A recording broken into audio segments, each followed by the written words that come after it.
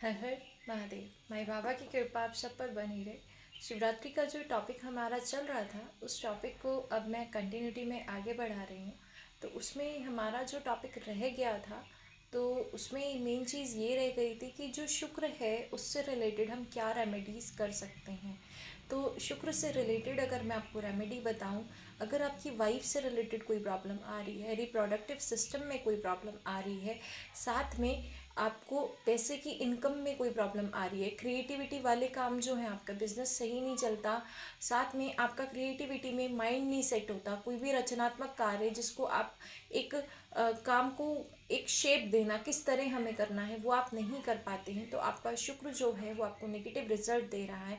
और सबसे ज़्यादा चीज़ मैं ये कहूँगी कि इसके लिए आपको अपनी वाइफ का सम्मान करें, उनके साथ अपनी बॉन्डिंग स्ट्रॉन्ग रखें, अपने पार्टनर की साथ अपना रिलेशनशिप अच्छा रखें, उनके साथ लॉयल रहें। साथ में मैं आपसे एक चीज़ और ये भी कहूँगी कि आप उनको इत्र ज़रूर गिफ्ट करें। और माई और बाबा को भी मतलब शिवलिंग पर भी शिवरात्रि के दिन आप इत्र ज़रूर अर्पित करें। इससे आपकी मनी से रिलेटेड कोई भी अगर इशू है वो कवर अप हो जाएगा।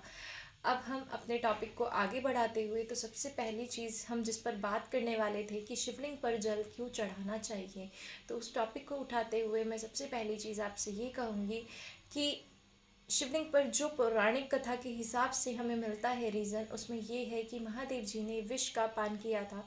इस वजह से उनके शरीर का जो ताप है वो बहुत ज़्यादा बढ़ गया था। उसको कम करने के लिए, उसको डाउन करने के लिए, उसकी ऊर्जा को शांत करने के लिए उस पर कंटिन्यूटी में हमारा जो है जल अर्पित करा जाता है। तो देवताओं ने उनका जल से अभिषेक करा था, जिस कारण उसी परंपरा को आगे कंटिन्यूटी में करते हुए शिवलिंग पर जल चढ़ाया जाता है।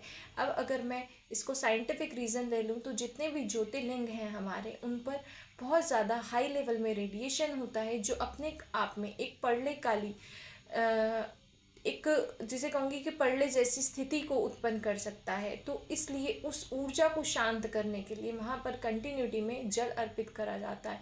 यही कारण है कि जो शिवलिंग पर ज्योतिर्लिंग पर जो जल अर्पित करा जाता है उनको लांघा नहीं जाता और उनकी अर्ध परिक्रमा ही ली जाती है। ये तो इसका साइंटिफिक रीज़न हो गया। साथ में जो आध्यात्मिक और ज्योतिष के हिसाब से रीज़न निकल के आता है, तो सबसे पहली चीज़ आती है कि जो बोएगा वो ही काटना पड़ेगा। कर्मा रिटर्न का जो कॉन्सेप्ट है वो यहाँ पर सबसे ज़्यादा काम करता है। तो आप जो भी कार्य करते हैं वो अगर सही है या गलत, ये आपकी इनर वॉइस आपको ज़रूर बताती है, आपकी अंतरात्मा आपको ज़रूर बताती है और वो रोकने का भी प्रयास करती है। लेकिन अगर आप अपना विवेक और बुद्धि का यूज़ करने के बाद भी आप उस कर्मा को करते हैं, मतलब आप उसमें अपने स्वार्थ हित को देखते हुए उसको करते हैं, तो वहाँ पर आपका कर्मा जनरेट हो जाता है। जो आपके नेगेटिव इफ़ेक्ट्स उसके होते हैं वो हमारे स्वाधिष्ठान चक्र में, हमारे सैक्रल चक्र में फीड अप हो जाते हैं। तो वहाँ पर आपका जो है, आपका जो सैक्रल चक्र है उसमें ब्लॉकेजेस आ जाते हैं। जो सैक्रल चक्र है आपका वो जो है शुक्र प्रधान है और क्रिएटिविटी का कारक है। साथ में मैं ये कहूँगी कि जल तत्व प्रधान भी है। तो जब हम उसके जो नेगेटिव इफ़ेक्ट्स हमारे हमारे कर्मों की वजह से हम पर पड़ रहे हैं, तो अगर हम अपनी समझदारी दिखाएं, तो अगर हम शिवलिंग पर जल अर्पित करते हैं तो वहाँ से क्या होता है आपका, सबसे पहले जब आप मंदिर जाएंगे तो वहाँ पर आप एक पहले दीप प्रज्वलित करेंगे। तो जब आप दीप प्रज्वलित करते हैं तो वहाँ से आपका अग्नि तत्व आ जाता है। मैं ये कहूँगी कि जब भी आप भजन करें तो आप दीपक जरूर लगाएं, इससे आपका अग्नि तत्व बैलेंस होता है। उसके बाद आपको हमेशा भजन करते हुए भी अपने पास जल का लोटा ज़रूर रखना चाहिए। उसको ज़मीन पर मत रखें, उसे किसी ना किसी कटोरी में या किसी उस पर रखिए। साथ में मैं ये भी कहूँगी, यहाँ से आपका जब आप दीपक लगाते हैं तो आपका अग्नि तत्व बैलेंस होता है। उसके बाद जब आप जल से अभिषेक करते हैं, तो जब आप अभिषेक करते हैं तो हमें क्या कहा जाता है कि आप जब जल अर्पित करें तो एक धारा के रूप में अर्पित करिए, जिससे एक धारा बनकर आए शिवलिंग पर। तो ये जो धारा है, जब आपसे इसका एकीकार होता है, आपका जिसे कहूँगी कि आपका एक कंसंट्रेशन जनरेट होता है, उसके साथ आप कंसंट्रेट करते हैं उस पर, एक फोकस आपका बनता है, तो वहाँ से आपका जल तत्व बैलेंस होने लगता है, जो आपके स्वादिष्टान चक्र में जितनी भी नेगेटिविटी है उसको रिमूव करता है। जब आप पृथ्वी पर आसन लगाकर बैठते हैं तो वहाँ से आपका पृथ्वी तत्व बैलेंस हो रहा होता है। जब हम मंत्रों का उच्चारण करते हुए साथ में जल अर्पित करते हैं तो वहाँ से आपका मंत्रों के उच्चारण के साथ, और आप क्या करते हैं, श्वास ले रहे हैं, तो वहाँ से हमारा वायु तत्व बैलेंस होता है। और आकाश तत्व जो है, वो ब्रह्मांड जो है, वो सर्वस्त्र है, उनका कोई अंत नहीं है, तो वो हर जगह विद्वान है। इस वजह से आप अपना अग्नि तत्व, अपना वायु तत्व, आपका अग्नि तत्व, वायु तत्व, जल तत्व आपका, साथ में पृथ्वी तत्व और आकाश तत्व, इन पंचभूत तत्वों से जिनसे आपका शरीर मिलकर बना है, आप उनको बैलेंस कर पाते हैं। सबसे पहली चीज़ मैं आपको ये कहूँगी कि जब हमारे पंच तत्व बैलेंस हो जाते हैं तो ये यूनिवर्स हमारे साथ फ्रेंडली नेचर करने लगता है। कभी भी एक चीज़ देखना, अगर कोई किसी को हार्म करेगा तो अपने दुश्मन को ही हार्म करेगा ना, कभी भी अपने फ्रेंड को तो नहीं हार्म करेगा। तो जब हम इन पंचभूत तत्वों से दोस्ती कर लेते हैं, इनके फ्रेंड बन जाते हैं, इनको बैलेंसिंग में ले आते हैं, तो ये यूनिवर्स हमारे साथ फ्रेंड की तरह बिहेव करना स्टार्ट कर देता है। तो ये जितने भी आपको लगता है कि योगी हैं, ये सब है, टेलीपैथी कम्युनिकेशन करते हैं, इनको कान में कुछ सुनाई देता है, वो क्या है, इंट्यूशंस आते हैं, वो सब चीज़ें क्या हैं, वो क्या हैं, वो यही है कि यूनिवर्स से आपने अपना एक बॉन्ड जनरेट कर लिया, अब वो आपके साथ जो हैं कम्युनिकेट करने लग गई हैं। तो इस तरह आप अपना कम्युनिकेशन बढ़ा सकते हैं।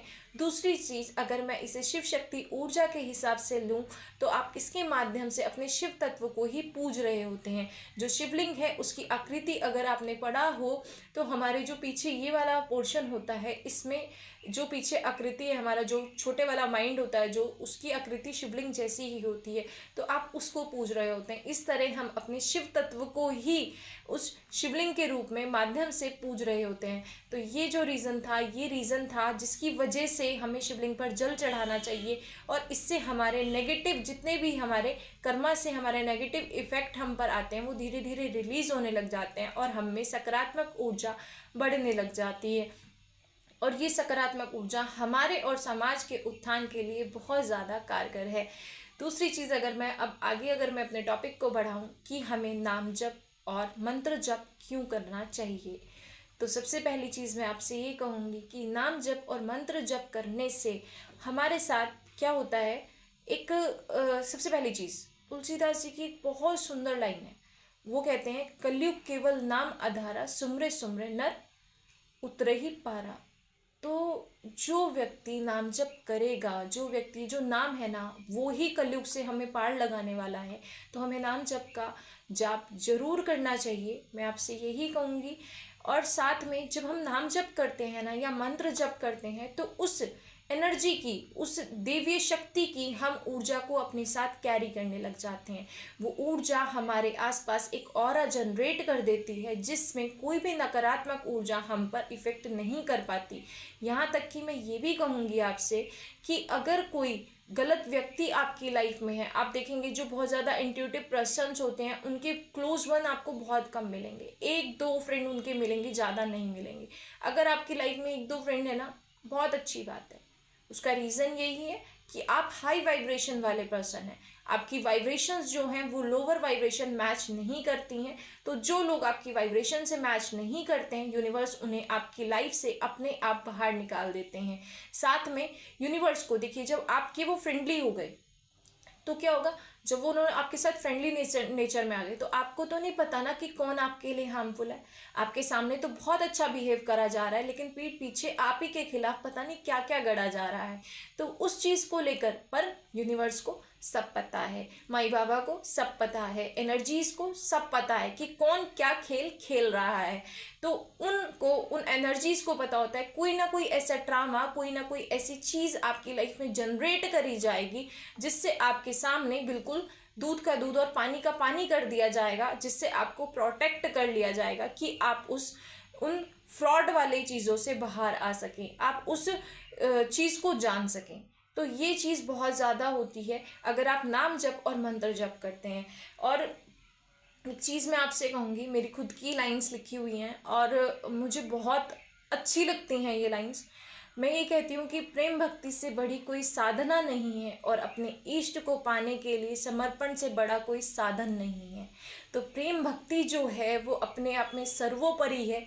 मैं हमेशा ये कहती हूँ, मेरे जितने भी लोग मुझसे जुड़े हुए हैं, मैं सेशंस जिनके लेती हूँ, हीलिंग करती हूँ, उन सबको मैं सिर्फ ये कहती हूँ कि आपको साधना करनी है, आप साधना करिए। हम भी साधना करते हैं, लेकिन मैं कभी साधना में ये कहूँगी कि कभी कोई उद्देश्य मत रखिए, कोई भी मांग मत रखिए, क्योंकि वो माई बाबा हैं, वो हमारे माता पिता हैं, वो हमारे माता पिता के भी माता पिता हैं। तो वो यूनिवर्स हैं, उनको सब पता है, उस आदि शक्ति को, उस माँ जगदम्बा को सब कुछ पता है। उनको हमें बताने की ज़रूरत नहीं है। आप सिर्फ उनसे प्रेम करिए, आपको जो चाहिए होगा वो आपको अपने आप देंगी, और वो भी वो देंगी जो आपके लिए अच्छा होगा। क्योंकि कई बार ऐसा होता है कि हमारे सामने सिचुएशंस ऐसी आती है, हमें लगता है कि हमें ये चीज़ मिल जाएगी, हमारे लिए अच्छी होगी, लेकिन कब तक? 1 महीना, 2 साल, 3 साल? यूनिवर्स को पता है, ईश्वरीय शक्ति को पता है, आपके माता पिता की शक्ति को पता है, जिसे कहूँगी मैं माई बाबा की शक्ति को पता है कि आपके लिए क्या सही है और क्या गलत है। तो इसलिए उस ईश्वरीय, उस परम सत्ता पर विश्वास करिए और नाम जप करिए। साथ में एक बहुत अच्छी चीज़ मेरे से किसी ने पूछी थी, मैं वो चीज़ आपसे शेयर करना ज़रूर चाहूँगी।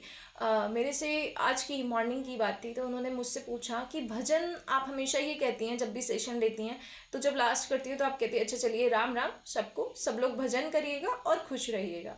तो आप भजन करना क्यों बोलती है? आप पूजन भी कह सकते हैं कि पूजा कर लीजिए, अपनी पूजा करिएगा, ऐसे करिएगा, आप भजन क्यों कहती है? तो अगर भजन को मैं अपोजिट करूं तो नजब बनता है, ना जब।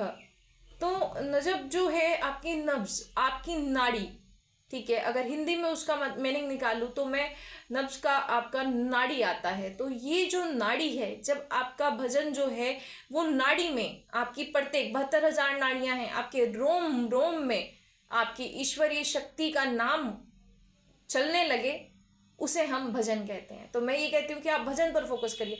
हम क्या करते हैं, 3 महीने, सिर्फ 3 महीने का टाइम लगता है। आप कंटिन्यूटी में नाम जप करिए, आप चलते फिरते नाम जप करिए, आप खाना बनाते हुए नाम जप करिए, आप कपड़े धोते हुए नाम जप करिए, और आप जब भी कोई काम करें आप समर्पित कर दीजिए कि ये जो है मैं आपकी सेवा में अर्पित करता हूँ, और नाम जप करते रहिए, अपना काम करते रहिए। बस धीरे धीरे अपने आप आपके ऑटोमेटिक, आप सोएंगे भी ना तो जब उठेंगे ना तो अपने आप चल रहा होगा। उसे सुनने के लिए बस आपको थोड़ा शांत होना पड़ता है, कि आप शांत होंगे आपको वो अपने आप सुनाई देगा। वो नाम जप जो है निरंतर आपके अंदर, आपकी अंतरात्मा में चलना शुरू हो जाता है, आपके रोम रोम में, आपकी प्रत्येक नाड़ी में वो नाम जप चलता है। बस उसे सुनने के लिए आपको ध्यान और मेडिटेशन में जाना पड़ता है, थोड़ा उसमें जाना पड़ता है, शांत उसमें, और आपका कंटिन्यूटी में चलेगा। आपको वो पावर, वो एनर्जी अपने आप में फील होगी। तो चलिए, ये तो हमारा नाम जप से रिलेटेड हो गया। दूसरी चीज़ मैं ये कहूँगी कि जब आप नाम जप करते हैं ना, तो आपकी जो देवी शक्ति है उसकी ऊर्जा आपके साथ कैरी करना शुरू कर देते हैं, और उस ऊर्जा को जो आप कैरी करते हैं वो आप पर डिपेंड करती है कि आप उसको किस दिशा में लगाएंगे। आप उसे सही दिशा में लगाएंगे या नहीं लगाएंगे, ये आप पर डिपेंड करता है। उस परम शक्ति ने आपको विवेक और बुद्धि देकर भेजा है। ये विवेक और बुद्धि किसी और प्राणी के पास नहीं है, ये आपके पास ही है। तो अपनी ऊर्जाओं को सही डायरेक्शन दीजिए, सही दिशा में लगाइए, जिससे आप अपने और अपने समाज का उत्थान कर सकें, उनका विकास कर सकें। सबसे बड़ी चीज़ मैं आपसे ये कहूँगी। और अपनी ऊर्जाओं को संचित करिए, अच्छी जगह लगाइए, क्योंकि उसने हमें इसीलिए ये चीज़ दी है। नाम जप का दान अपने आप में सर्वोपरि दान है। आप डेली इस मदर अर्थ की हीलिंग के लिए भी नाम जप का दान कर सकते हैं। साथ में मैं ये भी कहूँगी कि आप थोड़ा सा नाम जप का दान, आपको सिर्फ बोलना है कि माई बाबा, जो भी आप अपने ईश से, अपने परमेश्वर से जो भी आप रिलेशन मानते हैं अपना, आप उनका नाम लीजिए, उस रिलेशन से रिलेटेड उनका नाम लीजिए, और उनसे कहिए कि मैं अपने नाम जप का थोड़ा सा फल यूनिवर्स की हीलिंग के लिए सर्व करता हूँ, यूनिवर्स को अर्पित करता हूँ, कि जितने भी जीव जंतु हैं उनको भोजन प्राप्त हो, उनकी रक्षा हो, ऐसे करके पेड़ पौधों की रक्षा हो, मैं उनके लिए अर्पित करता हूँ। साथ में आपके पितरों के लिए, कि अगर मेरे कोई भी पितर हैं जो कहीं फंस गए हैं और उनको कष्ट हो रहा है, तो हे प्रभु उन्हें उन कष्टों से निजात दिलाइए और उन्हें अपने चरणों में स्थान दीजिए। इसके लिए मैं अपना मंत्र जप, अपना नाम जप का थोड़ा फल उनको अर्पित करता हूँ। तो इस तरह आप अपने पूर्वजों का और साथ में यूनिवर्स का आशीर्वाद प्राप्त कर पाएंगे, जिससे आपकी लाइफ जो है बहुत ईजी और स्मूथ हो जाएगी। चलिए अब हम देखते हैं। अब मैं आपको ये बताती हूँ कि शिव शक्ति ऊर्जा जो है उसका हमारे जीवन में क्या महत्व है और वो हमारे लिए क्यों ज़रूरी है। क्योंकि शिव शक्ति ऊर्जा अपने आप में बहुत पावरफुल चीज़ है और सच बताऊँ तो मेरे बहुत क्लोज वाला टॉपिक है ये। तो सबसे पहले इसको मैं डिफ़ाइन करने के लिए आपको अगर कहूँ तो आप सबसे पहले बाबा का साकार रूप ले लीजिए। अगर हम साकार रूप लें बाबा का, महादेव का, तो साकार रूप से अगर मैं आपको बताऊं तो बाबा के अगर मस्तिष्क पर आप देखेंगे तो सबसे ऊपर माँ गंगा है। माँ गंगा क्या है? माँ गंगा अपने आप में सबसे ज़्यादा पवित्र है। तो यहाँ से हमें संदेश मिलता है कि आप अपने विवेक और बुद्धि को पवित्र बना कर रखिए। साथ में ऊपर उनके अगर आप देखेंगे तो जटाओं में सबसे ऊपर तो आपकी माँ गंगा निकल रही हैं, उसके ऊपर आपका चंद्रमा विद्यमान है। तो जब आप चंद्रमा को देखेंगे तो चंद्रमा क्या है? अमृत है। और अमृत क्या है?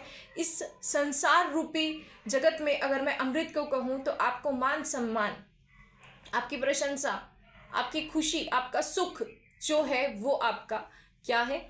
वो आपका अमृत है। वो आपका चंद्रमा के समान, अमृत के समान आपको अनुभूति देता है। आपको जिसे कहूँ कि शांति पहुँचाता है, ठंडक पहुँचाता है आपको, तो वो हमारा क्या हो गया?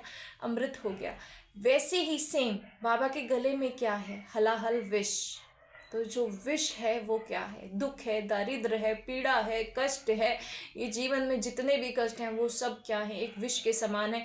जब आपका अपमान होता है ना तो वो क्या होता है? वो विष ही होता है। उस अपमान के घूंट को चुपचाप पी जाना, वो आपके अंदर शिव ऊर्जा का एक, जिसे कहूँगी कि शिव ऊर्जा की पहला स्टेप होता है। पहला स्टेप जो आपके अंदर विद्यमान होगा, वो जो धैर्य है, वो अपने आप में शिव तत्व है। आप में कैसे? तो आप बाबा को अगर देखेंगे तो हलाहल विष भी है और अमृत भी है, फिर भी वो एक बैलेंसिंग में है, फिर भी वो एक अंतर ध्यान मुद्रा में अपने बैठे हुए हैं, ध्यान में बैठे हुए हैं और आनंद में हैं। तो सेम बाबा से हमें ये चीज़ सीखने को मिलती है। ये बैलेंस हमारी लाइफ में आता है जब हम उनका भजन करते हैं, उनकी ऊर्जा से हम जुड़ते हैं। तो हमें सुख हो या दुख हो, हम सब चीज़ों में जिसे कहो हमें फ़र्क पड़ना बंद हो जाता है। हम पर उन चीज़ों का इफ़ेक्ट नहीं पड़ता बहुत ज़्यादा, हम स्थिर हो जाते हैं। हमें ना तो सुख बहुत ज़्यादा सुखी कर पाता है, ना ही दुख हमें बहुत ज़्यादा दुखी कर पाता है। तो ये जो हमारे नेचर में बैलेंसिंग आ जाती है, ये जो धैर्य हम में आ जाता है, ये हमें शिव तत्व से प्राप्त होता है, शिव ऊर्जा से हमें प्राप्त होता है। लेकिन धैर्य तो बहुत ज़रूरी है, होना चाहिए, लेकिन एक लिमिट तक। क्योंकि किसी भी चीज़ की अधिकता जो है वो कष्ट का कारण बन जाती है। तो यहाँ पर आपका बहुत अधिक शिव का होना, शिव तत्व का आपके में अधिकता होना, वो आपके दुख का कारण बन जाएगा। क्योंकि जो कलयुग है ना, उसमें बाबा की तरह भोले बनकर काम नहीं चलेगा, दिक्कत हो जाएगी। इसलिए गलत को गलत कहना, सही को सही कहना और गलत के लिए आवाज़ उठाना सबसे ज़्यादा ज़रूरी है। तो उसके लिए हमें क्या चाहिए? उसे हमें चाहिए शक्ति ऊर्जा, माँ जगदम्बा की ऊर्जा। जो माँ है वो माँ की ऊर्जा ऐसी है, जब शक्ति ऊर्जा की अगर हम बात करें तो हमारे लोअर चक्रास की जो हम बात करें, जब हम शक्ति ऊर्जा से जुड़ते हैं तो शक्ति ऊर्जा ही ऐसी ऊर्जा है जो बस कहती है नहीं, बस बहुत हो गया, अब और नहीं। तो ये जो नहीं है ना, जो ये जज्बा लाती है आपके अंदर बोलने का, आपको गलत को गलत कहने का, ये जो आपके अंदर लेकर आती है एनर्जी, वो शक्ति ऊर्जा ही है। तो इसलिए कलयुग में शक्ति ऊर्जा से जुड़ना सबसे ज़्यादा ज़रूरी है। साथ में मैं ये भी कहूँगी कि जो माँ शक्ति हैं उनसे जुड़ना, उसका एक रीज़न ये भी है क्योंकि माँ से ही सबकी उत्पत्ति हुई है, माँ जगदम्बा से ही सबकी उत्पत्ति हुई है। सबसे बड़ी चीज़ जो माँ जगदम्बा है वो एक निराकार ज्योति के रूप में सबसे पहले जब सृष्टि की रचना हुई तो उन्हीं से निराकार शिव की उत्पत्ति हुई है, उन्हीं से विष्णु की और उन्हीं से ब्रह्म की उत्पत्ति हुई है। तो माँ जगदम्बा जो हैं उन्हीं से सबकी उत्पत्ति हुई हुई है, जिसे कहेंगे कि हम आदि शक्ति से ही सबकी उत्पत्ति हुई है। इसलिए माँ जो हैं, शक्ति जो हैं, वो अपने आप में सर्वोपरि हैं। इनको हम, अगर मैं कहूँगी माँ जगदम्बा की अगर बात करूँ मैं, इनको अगर नाम दिया जाता है, अगर हम ऑक्टल के उससे आए तो त्रिपुर सुंदरी जो हैं उनको हम आदि शक्ति के रूप में जानते हैं और त्रिपुर सुंदरी के नाम से उन्हें जाना जाता है। तो जो माँ हैं, आदि शक्ति जो हैं, उनकी ऊर्जा से जुड़ना इसलिए सबसे ज़्यादा ज़रूरी है, क्योंकि वो ही उत्पत्ति हैं, वो ही जननी है, सारी शक्तियों की वो ही जननी है, शिव की भी जननी वही है। तो इसलिए कहा जाता है कि शक्ति के बिना शिव जो हैं वो शव हैं। तो इसलिए शक्ति ऊर्जा से जुड़ना हमारा बहुत ज़रूरी है। इसलिए मैं कहूँगी कि धैर्य के लिए, क्योंकि ये भी कहा जाता है कि बिना शिव के आप गहराई में नहीं पहुंच सकते, आप पूजा में नहीं पहुंच, अध्यात्म में आप उस गहराई तक नहीं पहुंच सकते, आप उस ईश्वर को नहीं प्राप्त कर सकते। उसका रीज़न, उस ईश्वर को प्राप्त करने का जो मेन वो है, वो शिव से ही है, क्योंकि धैर्य बहुत ज़्यादा ज़रूरी है, समर्पण बहुत ज़्यादा ज़रूरी है। इन पंचभूत तत्वों को बैलेंस करने के लिए इन सब एनर्जीज से जुड़ना बहुत ज़रूरी है। लेकिन सही को सही और गलत को गलत ठहराने के लिए उस शक्ति ऊर्जा का भी होना अपने आप में बहुत ज़रूरी है, क्योंकि ट्रांसफॉर्मेशन जो लाती हैं वो माँ आदि शक्ति ही लाती हैं। तो इसलिए मैं सबसे कहूँगी कि आप इस ऊर्जा से जुड़िए। अब हमारा शिवरात्रि का जो उद्देश्य है वो यही है कि आप इन दोनों ऊर्जाओं को अपने जीवन में अपनाकर आप अपना और अपने पूरे विश्व का कल्याण कर सकें और अपने समाज को एक नई दिशा दे सकें। यही इस ऊर्जा का मेन उद्देश्य है और शिवरात्रि का भी एक मेन उद्देश्य यही है। साथ में मैं ये भी कहूँगी अंतिम में कि आप अगर शिव शक्ति दोनों ऊर्जाओं का बैलेंस करके आप अपनाना चाहते हैं, दोनों ऊर्जाओं को साथ लेकर चलना चाहते हैं, तो आप ओम नमः शक्ति शिवाय का जाप करिए। आप शिवरात्रि पर दोनों ऊर्जाओं को साथ लेकर चल पाएंगे। और साथ में जिन लोगों को साधना करनी है तो वो ओम नमः, दोनों ऊर्जाओं को साथ लेकर साधना करनी है तो वो ओम नमः शक्ति शिवाय की साधना करिए। इससे आपकी पूजा, आपकी साधना पूर्ण होगी और आप दोनों ऊर्जाओं को बहुत अच्छे से बैलेंस कर पाएंगे। इसी सब जानकारी के साथ अब मैं आप सबसे विदा लेती हूँ। धन्यवाद। हर हर महादेव।